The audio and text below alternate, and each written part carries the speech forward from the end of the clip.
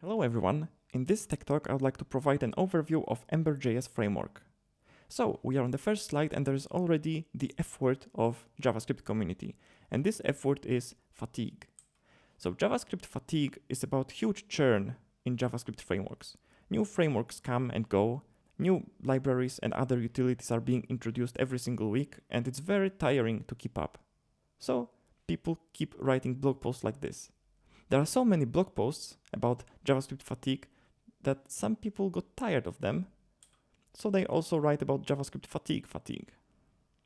That's why I prepared this tech talk. I think that Ember.js is a cure for the JavaScript fatigue. So this tech talk is not going to be a tutorial. While I'll show some code, I will not teach you how to use Ember. This is just an overview of the framework. Also, I will provide an overview of Ember.js ecosystem and the process of releasing new versions of Ember and how to keep up with Ember. When I talk about Ember.js, I mean three things. First of all, I mean the framework. Some people call Ember.js a full frontal framework because it encapsulates every single aspect of front-end development. When I refer to Ember.js, I also mean tooling, like deployment tools or build tools or asset pipeline or facility to introduce an add-on to your application. Also, by Ember.js, I refer to conventions because Ember.js is heavily based on convention over configuration. There is a preferred way of implementing certain things in Ember, and if you follow the conventions, you will gain huge productivity boost. Installing Ember.js is pretty standard, and all you have to do is install an npm package. Ember.js comes with command line utility, so by installing the CLI, you will install Ember as well. Creating a new project in Ember.js is also easy, but wait a second. It's 2016 and creating a new front-end project is not an easy job.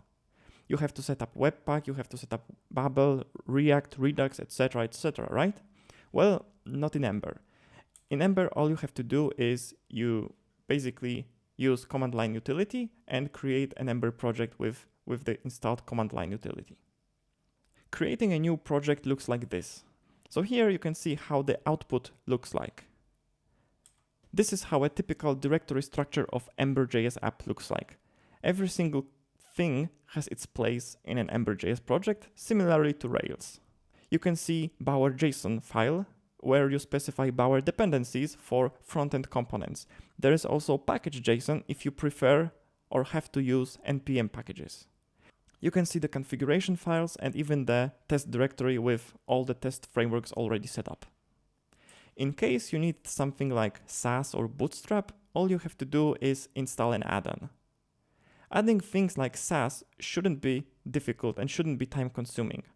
This is a boring process, so it obviously should take a few seconds, and this is how it looks like in Ember. All you have to do is install Ember add-on using Ember CLI. Creating a Hello World app in Ember is easy. All you have to do is generate a template, and again, Ember CLI comes in handy, and you have to put some simple code to this template. Now, this is pretty standard. Every single modern JavaScript framework offers something like that. I'm just showing it to you to provide an overview of aesthetics of Ember.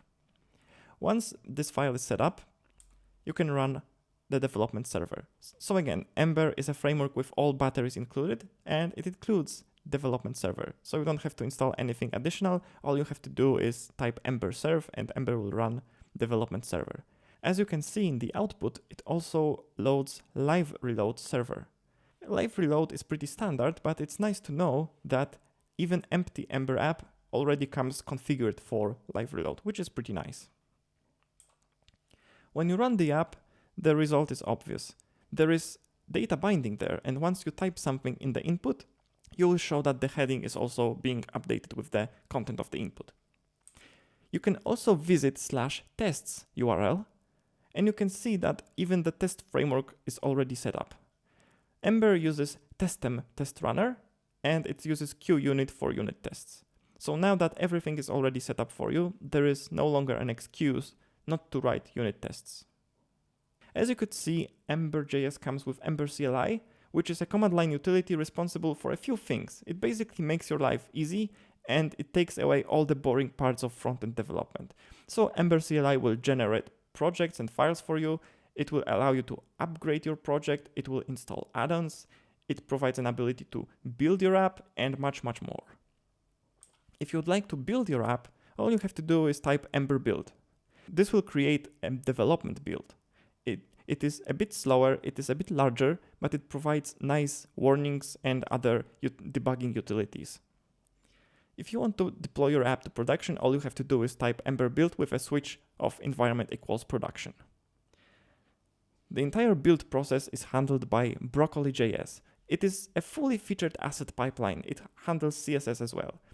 The feature set of Broccoli.js is similar to Rails asset pipeline. Some people call Broccoli.js a React for your file system because it's very smart about detecting changes in your file system and it quickly rebuilds the app. So you can have even a huge enterprise-grade Ember.js app, and if you modify a single file, the whole project will be rebuilt really, really quickly. It's super fast. Ember.js also provides a concept of action, which is basically a way to react on a DOM event. So for example, when a form is submit or a button is clicked or user types something in an input, you can react on that using Ember actions. If you enjoy writing React.js components, there is a similar concept in Ember. It just uses different syntax. Now, I agree that React.js components have more compelling syntax with angle brackets, just like HTML tags, but don't worry, this feature is coming in the future version of Ember.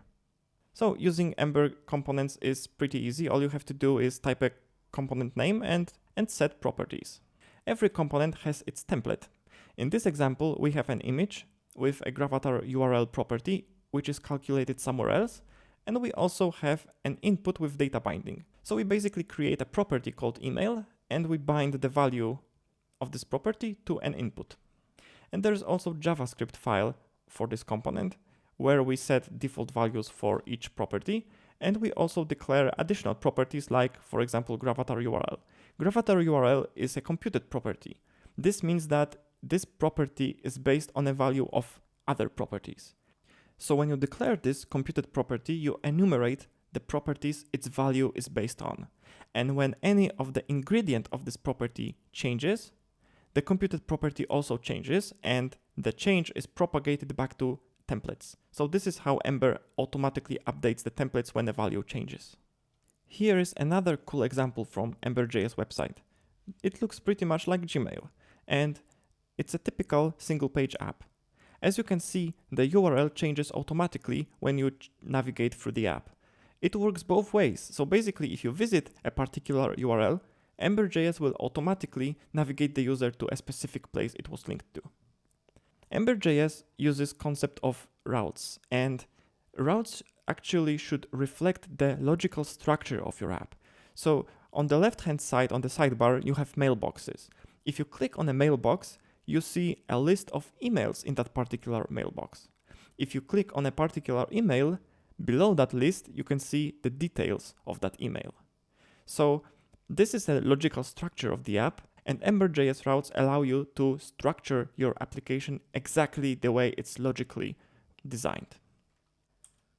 So here is the template for the list of emails. All we have to do is basically list each message and link to a detail view of each message. Below the list, you can see an outlet. An outlet is a declaration where the content of every single nested route will be displayed. So for example, if you would like to display a detail of a message below the list, you put an outlet below the list and nest the detail view under the index view. Ember also has Ember Data, which is a data layer for your app. So it handles the persistence of your data.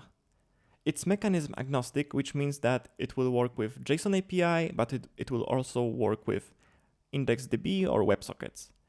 By default, it follows the JSON-API.org specification, but you can customize it with custom adapters.